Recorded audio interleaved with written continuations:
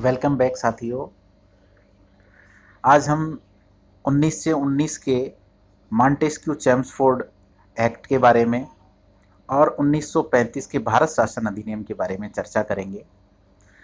इससे पूर्व में हमने जो वीडियो में आपको 1773 के रेगुलेटिंग एक्ट, 1833 के चार्टर एक्ट, 1858 के एक्ट, 1892 का एक्ट और 1909 के एक्ट के बारे में बताया। तो मैं आशा करता हूँ आपने उनकी जितनी भी इम्पोर्टेंट चीज़ें हैं कि क्या क्या सुधार हमें प्रत्येक जो एक्ट है उसके माध्यम से हमें मिलते गए, उनके बारे में आपने नोट डाउन कर लिया होगा या उनको नोट डाउन करने के साथ साथ याद भी कर लिया होगा। अब मैं छोटी सी ब्रीफ हिस्ट्री बताना चाहता हूँ कि 1919 के अधिनियम हमें कैसे प्राप्त हुआ। 1909 के अधिनियम के अनुसार हमारा शासन चल रहा था, लेकिन सडनली 1914 में फर्स्ट वर्ल्ड वार छिड़ जाता है, प्रथम विश्व युद्ध आरंभ हो जाता है। तो अंग्रेज़ों द्वारा हमसे सहायता की मांग की गई। तो गांधी जी ने दो शर्तों पर हमें मना लिया, भारतीय जनता को मनाया कि हमें अंग्रेज़ों का साथ देना चाहिए। पहली ये चीज़ थी कि वो लोकतंत्र की रक्षा के लिए अंग्रेज़ लड़ रहे थे। लोकतंत्र की रक्षा के लिए कौन लड़ रहे थे? अंग्रेज़ लड़ रहे थे, तो हमें उनका साथ देना चाहिए। और दूसरा, गांधी जी ने उनके सामने मांग रखी कि जैसे ही युद्ध समाप्त हो जाए हमारे लिए एक नया अधिनियम लेकर आएँ जिसमें कुछ सुधार हो। ठीक है, उसी की एवज में हमें 1919 का मॉन्टेस्क्यू चेम्सफोर्ड अधिनियम प्राप्त हुआ। चलो, अब हमने ये इसकी हिस्ट्री के बारे में चर्चा कर ली, हम आगे देखेंगे। इस अधिनियम की प्रस्तावना में विकेंद्रीकृत एकात्मक शासन का सुझाव दिया गया था। तो एग्जाम में आपके सवाल आ सकता है कि किस अधिनियम की प्रस्तावना में विकेंद्रीकृत एकात्मक शासन का सुझाव दिया गया था? तो आप आंसर में लिखेंगे 1919 के भारत शासन मॉन्टेस्क्यू चेम्सफोर्ड अधिनियम द्वारा विकेंद्रीकृत एकात्मक शासन का सुझाव दिया गया था। इसी कड़ी में हम आगे देखेंगे कि 1919 के अधिनियम द्वारा ही पहली बार द्विसदनात्मक व्यवस्था को अपनाया गया था। किसको अपनाया गया था? 1919 के अधिनियम के द्वारा द्विसदनात्मक व्यवस्था को अपनाया गया था। जैसे आज हमारी संसद में दो सदन हैं, है ना, लोकसभा और राज्यसभा। उसी प्रकार ये पहली बार शुरू कब हुआ द्विसदनात्मक व्यवस्था का? ये 1919 के अधिनियम के द्वारा हमें पहली बार प्राप्त हुआ, तो ये ध्यान रखेंगे आप। दूसरा, हमें इससे क्या प्राप्त हुई? प्रत्यक्ष निर्वाचन प्रणाली भी इसी अधिनियम के द्वारा, यानी 1919 के अधिनियम के द्वारा ही प्रत्यक्ष निर्वाचन प्रणाली भी आरंभ हुई। ये भी आप नोट डाउन करके रखेंगे, एग्जाम के लिए बहुत महत्वपूर्ण सवाल हैं कि किस अधिनियम द्वारा द्विसदनात्मक व्यवस्था या प्रत्यक्ष निर्वाचन प्रणाली आरंभ हुई। तो आप बताएंगे 1919 के अधिनियम के द्वारा हमें ये दो चीजें प्राप्त हुई। अब इसमें किस प्रकार से आगे कार्यों का विभाजन हुआ? तो आप देखेंगे सरकारी कार्यों का विभाजन केंद्रीय और प्रांतीय दो हिस्सों में किया गया। सरकारी कार्यों का विभाजन किया गया, पहले विषय बना लिए गए, कुछ केंद्रीय विषय रखे गए, कुछ प्रांतीय विषय रखे गए और उनको केंद्र और प्रांतों में बांट दिया गया। लेकिन यहाँ एक महत्वपूर्ण चीज थी कि केंद्र में तो एकात्मक शासन था जिसकी प्रस्तावना में बात हो गई थी, है ना। देखेंगे अपन दोबारा से, विकेंद्रीकृत एकात्मक शासन का सुझाव प्राप्त हो गया था। लेकिन यहाँ क्या था? प्रांतों के कार्यों को पुनः दो भागों में बांट दिया था, यानी कि यहाँ पर द्वैध शासन प्रणाली, प्रांतों में द्वैध शासन प्रणाली को आरंभ किया गया। कौन से अधिनियम द्वारा? 1919 के भारत शासन अधिनियम द्वारा क्या आरंभ किया गया? प्रांतों में द्वैध शासन प्रणाली को आरंभ किया गया। और द्वैध शासन प्रणाली में यानी दोहरा शासन, द्वैध शासन का मतलब दोहरा शासन, जिसमें दो भागों में बांट दिए विषयों को, कार्य या विषयों को दो भागों में बांट दिया। एक तो रक्षित विषय या और दूसरा हस्तांतरित विषय। एक तो किसमें?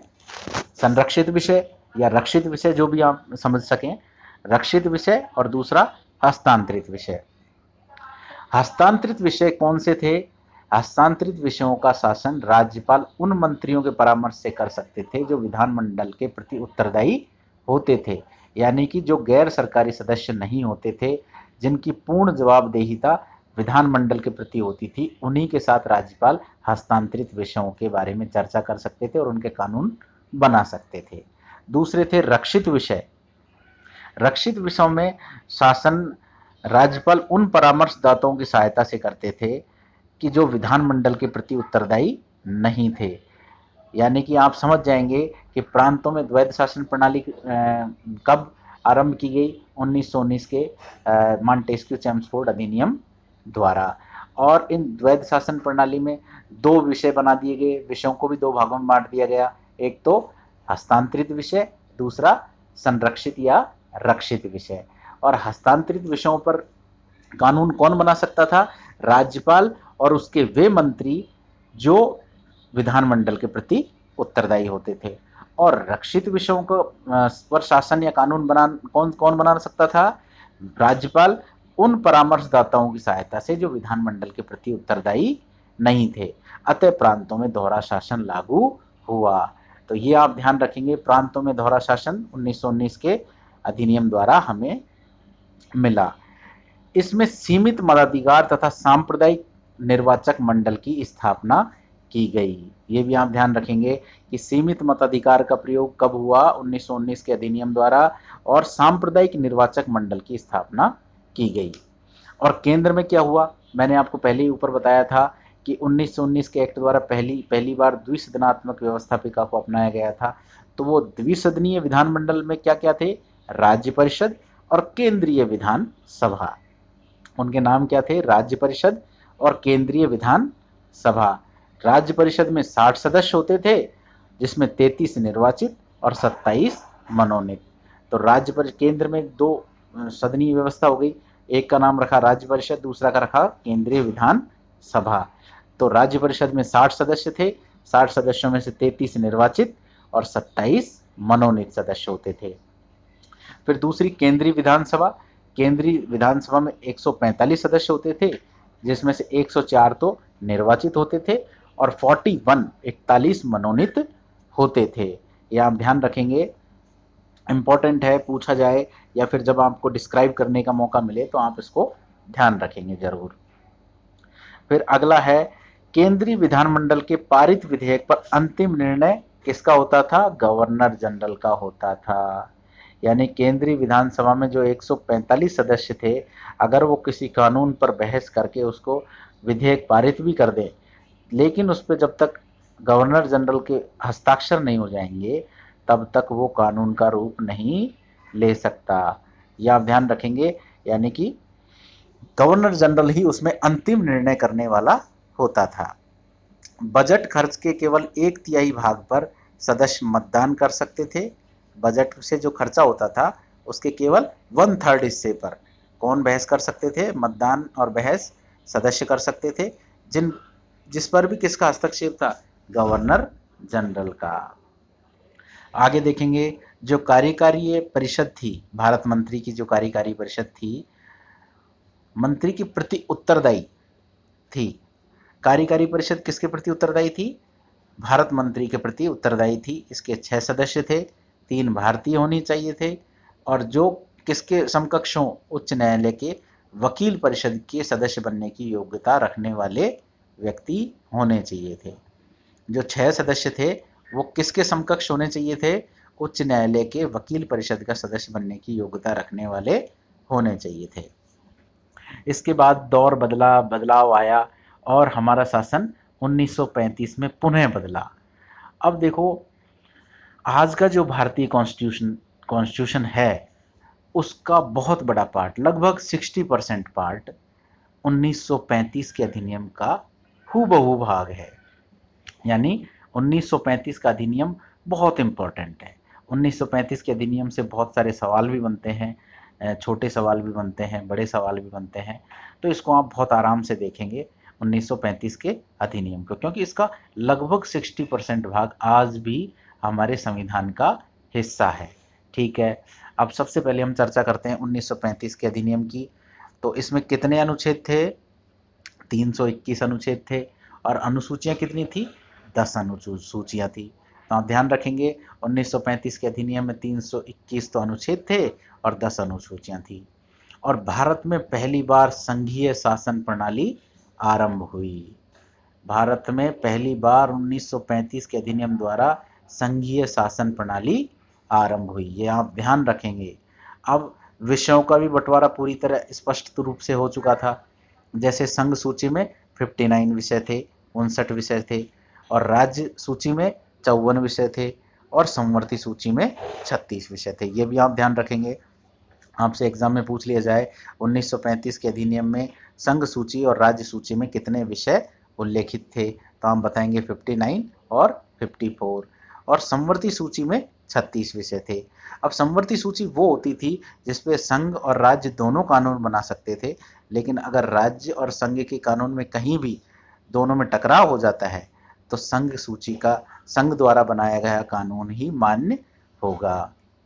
ठीक है, और अब फिर आगे देखते हम, संघीय जो विधान परिषद थी उसको भी दो भागों में नए नाम देकर बांट दिया, राज्यसभा और संघीय सभा।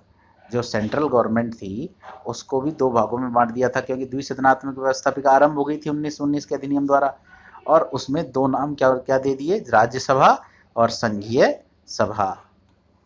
राज्यसभा में 260 मेंबर हो गए थे, जिसमें 156 तो किससे लिए जाते थे, प्रांतों से लिए जाते थे, और 104 जो सदस्य थे वो देसी रियासतों से लिए जाते थे, और जो 6 सदस्य थे उनको कौन मनोनीत करता था, गवर्नर जनरल।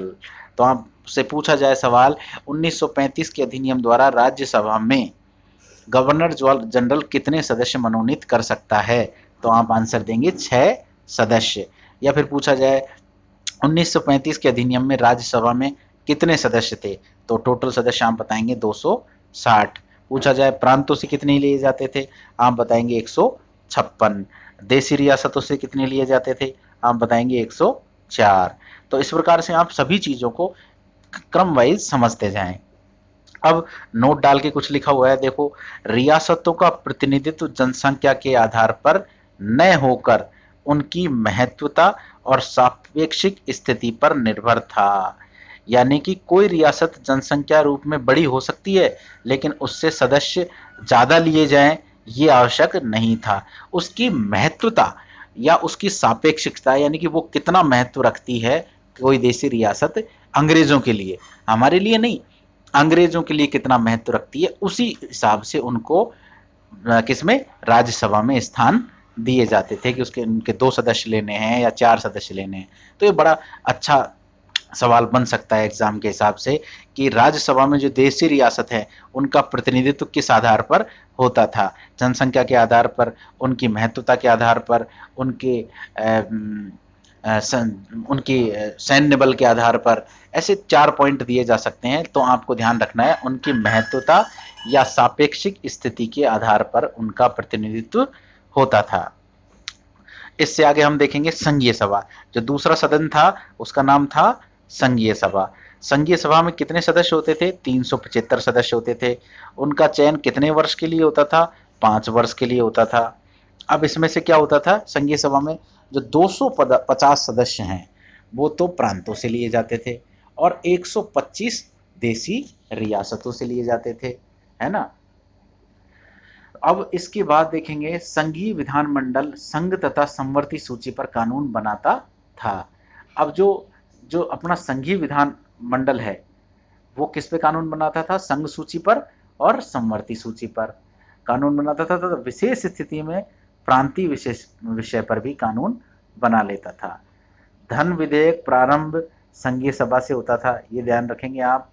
जैसे आज हमारा धन विधेयक केवल लोकसभा से आरंभ हो सकता है, उसी प्रकार उस समय जो धन विधेयक था, वित्त विधेयक था, वो केवल संघीय सभा से ही आरंभ हो सकता था। और अब जैसे 1919 के अधिनियम में प्रांतों में दोहरा शासन था, उसी प्रकार से संघ में दोहरा शासन आरंभ हो गया। अब संघ में दोहरा शासन जब आरंभ हुआ तो क्या होता है, इसके अंदर संरक्षित विषयों पर गवर्नर जनरल को विवेक से शासन करने का अधिकार था। जो रक्षित विषय थे उस पर गवर्नर जनरल ही सर्वोपरि था। ठीक है, जैसे प्रतिरक्षा, चर्च, जनजाति, विदेशिक मामले, ये ऐसे विषय थे जिन पर चर्चा करने के लिए कोई नहीं, सीधे इसको कौन डील करता था? गवर्नर जनरल डील करता था। जैसे रक्षा से संबंधित कोई मामला है, या विदेशों से संबंधित कोई मामला है, या चर्च से संबंधित कोई मामला है, या जनजाति से संबंधित कोई मामला है, तो उसको कौन डील करता था? गवर्नर जनरल डील करता था। और दूसरे विषय थे हस्तांतरित विषय। इस पर गवर्नर जनरल को मंत्री परिषद से परामर्श लेना आवश्यक था। लेकिन यहां भी देखो क्या होता है, गवर्नर जनरल को शुरू से ही शक्तिशाली बनाया गया। उनका परामर्श, किसका? मंत्री परिषद का परामर्श मानना आवश्यक नहीं था। किसके लिए? गवर्नर जनरल के लिए। यानी कि देखा जाए तो संघ में दोहरा शासन तो लागू हो गया था, लेकिन गवर्नर जनरल ही सबसे शक्तिशाली व्यक्ति था, क्योंकि वो संरक्षित विषयों पर तो कानून बना ही सकता था। उसके अलावा जो हस्तांतरित विषय थे उसमें फॉर्मल रूप से उन्हें मंत्री परिषद से परामर्श लेना पड़ता था, और लेकिन मानना आवश्यक नहीं था। इससे आगे हम देखते हैं, इस अधिनियम में 6 प्रांतों में द्विसदनात्मक व्यवस्थापिका को अपनाया गया, और तथा 5 में एक सदनीय विधानमंडल को अपनाया गया। अब सवाल आता है कि 1935 के अधिनियम द्वारा किन 6 प्रांतों में द्विसदनात्मक व्यवस्थापिका या विधानमंडल थे? तो उनके नाम आप ध्यान रखेंगे। असम, बंगाल, बंबई, बिहार, मद्रास और संयुक्त प्रांत। इन जो 6 प्रांत हैं, इनमें ही द्विसदनात्मक विधानमंडल को अपनाया गया था। कब? 1935 के अधिनियम के द्वारा। और वो जगह कौन कौन सी थी? असम, बंगाल, बंबई, बिहार, मद्रास और संयुक्त प्रांत। अब इसमें नई नई चीजें हमें क्या प्राप्त हुई, वो भी आप ध्यान रखेंगे कि 1935 के अधिनियम द्वारा हमें क्या क्या प्राप्त हुआ। तो सबसे पहले तो इसमें रेलवे प्राधिकरण हमें की स्थापना हुई या प्राप्त हुआ। रेलवे प्राधिकरण की स्थापना कब हुई भाई? तो आप बताएंगे 1935 के अधिनियम द्वारा रेलवे प्राधिकरण की स्थापना हुई। महाअधिवक्ता का पद हमें प्राप्त हुआ, और वित्तीय परामर्शदाता की नियुक्ति की गई। 3 चीजें प्राप्त हुई। एक तो रेलवे प्राधिकरण की स्थापना हुई, दूसरा महाअधिवक्ता का पद प्राप्त हुआ, तीसरा वित्तीय परामर्शदाता की नियुक्ति हुई। अब इसमें हुआ और क्या? वो हुआ, बर्मा को भारत से अलग किया गया। बर्मा को भारत से अलग किया गया कब?